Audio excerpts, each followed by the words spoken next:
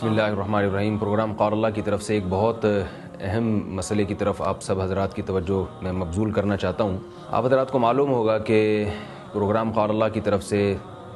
تفسیر کے مختلف لیکچرز میرے یوٹیوب پہ اپلوڈ ہو رہے ہیں اور 100 کے قریب ایپیسوڈ تیار ہو چکے ہیں، جو میں خود آ کے یہاں ان کے آفس میں ریکارڈ کرواتا ہوں، جس میں پہلے پارہ، 30واں پارہ اور دوسرے پارے کا نصف یہ مکمل ہو چکا ہے۔ تو یہ سلسلہ الحمدللہ جاری ہے۔ تو مسئلہ یہ ہے کہ اس ریکارڈنگ کے لیے ہمیں وسائل کی کافی کمی ہے اور ہم یہ چاہتے ہیں کہ وسائل کی کمی کی وجہ سے ہمارا کام نہ رکے۔ پہلے میں آپ کو اس جو ایپیسوڈ تیار ہو رہے ہیں ان کی کچھ خصوصیات میں آپ کو بتاؤں۔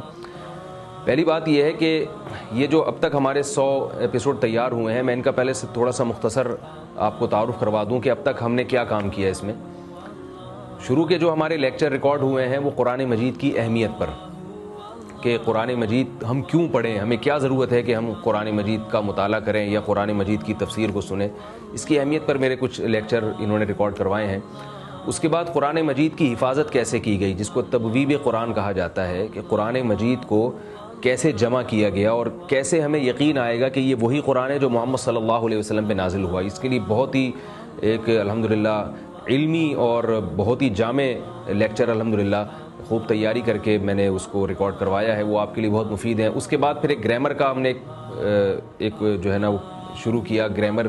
کے کچھ قرآن مجید سے متعلق اتنی گرامر پبلک کو ہم سکھا دیں کہ قرآن ان کو قرآن ہی کی زبان میں سمجھ میں آئے۔ تو گرامر کے چند لیکچرز ہیں، کچھ ایپیسوڈ اس گرامر کے لیے ہم نے تیار کیے ہیں۔ اس کے بعد پھر ہم تفسیر کی طرف آئے اور ہر رکوع کی مختصر گرامر بیان ہوتی ہے اور پھر ہر رکوع کی ڈیٹیل میں تفسیر ہوتی ہے۔ پھر تفسیر میں ایک اور اہم بات جو آپ کو شاید دوسری تفاسیر میں نہ ملے، کہ جب قرآن مجید میں جو تاریخی واقعات آئیں گے، جو ابھی تک تو اس پر یعنی ابھی تک تو عقائد کی زیادہ بحث چلتی رہی ہے، تو قرآن مجید کے وہ مقامات جن کا کسی تاریخ سے تعلق ہے تو بیک گراؤنڈ میں انشاءاللہ وہ تاریخی مقامات بھی دکھائے جائیں گے تاکہ آپ کو تفسیر سننے میں مزہ آئے۔ تو اس نوعیت کی تفسیر جو ہے میرا خیال ہے کہ اردو زبان میں اتنی تفصیل کے ساتھ اب تک ریکارڈ نہیں ہوئی ہے۔ اسی طرح ہمارا یہ بھی پروگرام ہے کہ یہ جو تفسیری لیکچر ریکارڈ ہو رہے ہیں تو اس کو پھر مختلف زبانوں میں ان کی ڈبنگ بھی ہوگی، جن میں سر 10 رشین زبان میں ڈبنگ کا پروگرام ہے، کہ جو رشین زبان جاننے والے علماء ہیں ان سے ہم وقت لے کر ان جو جیسے جیسے اردو میں تفسیر چل رہی ہے تو یہی ڈبنگ رشین زبان میں بھی چلے، پھر چائنی زبان میں یا انگلش میں بھی ہمارا ارادہ ہے اس کو کنورٹ کرنے کا۔ اور پھر یہ بھی ارادہ ہے کہ جو اس وقت کے جتنے بھی جدید وسائل اور ذرائع ہیں، الیکٹرانک میڈیا کے جتنے بھی طریقے ہیں، ان تمام طریقوں کو بھی ہم اختیار کریں، تاکہ کوئی شخص اگر آڈیو کے ذریعے سننا چاہتا ہے تو وہ ہینڈ فری میں آڈیو کے ذریعے سن لے، کوئی گاڑی میں ڈرائیو کرتا ہوا جا رہا ہے وہاں لگا کے سننا چاہتا ہے، واٹس ایپ کے ذریعے سننا چاہتا ہے، فیس بک کے ذریعے سننا چاہتا ہے۔ تو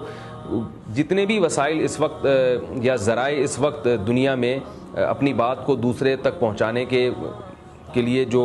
استعمال ہو رہے ہیں، ان تمام وسائل اور ذرائع کا ہم استعمال کرنا چاہتے ہیں۔ پھر یہ بھی ارادہ ہے کہ جب یہ تفاسیر کے لیکچر مکمل ہو جائیں گے تو ان کو پاروں کے اعتبار سے اگر کوئی سننا چاہے کہ پہلا پارہ یا اس کا پہلا رکوع، دوسرا رکوع، اس اعتبار سے کوئی تفسیر سننا چاہے تو یہ بھی آپشن اس کے پاس ہونا چاہیے۔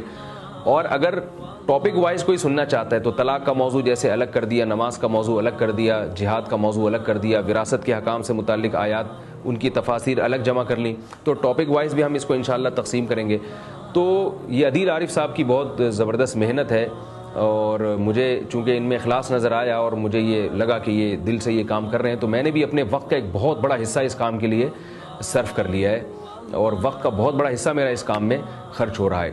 تو انہی کی دعوت پر اور انہی کی اپیل پر میں آپ کے سامنے جو بات رکھنا چاہتا ہوں وہ یہ ہے کہ یہ کام فری میں نہیں ہو سکتا، مفت میں نہیں ہو سکتا۔ ترجمہ کرنے کے لیے بھی ہمیں افراد چاہیے جن کو تنخواہیں دینی پڑیں گی۔ 45 منٹ کی ایک ایپیسوڈ تیار کرنے میں 1 سے سوا گھنٹہ میرا خرچ ہوتا ہے، پھر آگے ایڈیٹنگ جو ہوتی ہے جو عدیل عارف صاحب اور ان کا عملہ کرتا ہے اس میں 2 سے 3 دن لگ جاتے ہیں، تو ایک اچھا خاصا محنت والا کام ہے، اس کے لیے وسائل کی ضرورت ہے۔ تو یہ 100 ایپیسوڈ چونکہ تیار ہو چکے ہیں تو میرا ارادہ تھا کہ اب تک جو کام ہو چکا ہے میں اس کے بارے میں کچھ مختصر اس کا خلاصہ آپ حضرات کے سامنے رکھ دوں اور عدیل عارف صاحب کی اپیل بھی آپ کے سامنے رکھ دوں کہ ان کے پاس وسائل کی کمی ہے۔ تو آپ حضرات سے یہ اپیل ہے کہ آپ لوگ وسائل کے معاملے میں ان کو بالکل مستغنی کر دیں تاکہ یہ کام ہمارا کنٹینیو چلتا رہے اور وسائل کی کمی کی وجہ سے رکے نہیں۔ تو ایک ایپیسوڈ کی تیاری کا جو ایک لم سم ایک اندازہ لگایا گیا ہے وہ 12,000 روپے لگایا گیا ہے۔ تو اگر چند حضرات اس کا اہتمام کر لیں کہ وہ کچھ مدت تک کے لیے ہر مہینے کچھ رقم اپنے اوپر متعین کر کے ان کو اطلاع دے دیں کہ مثلا کوئی صاحب کہیں کہ میں 2 سال تک ہر مہینے 12,000 روپے دوں گا، کوئی صاحب کہیں جی میں 5 سال تک یا 4 سال تک، یا جب تک یہ ایپیسوڈ تیار نہیں ہو جاتے، یہ مکمل نہیں ہو جاتے، 540 ایپیسوڈ ہمارا خیال یہ ہے کہ تیار ہوں گے تو قرآن مجید کی تفسیر انشاءاللہ مکمل ہو جائے گی۔ تو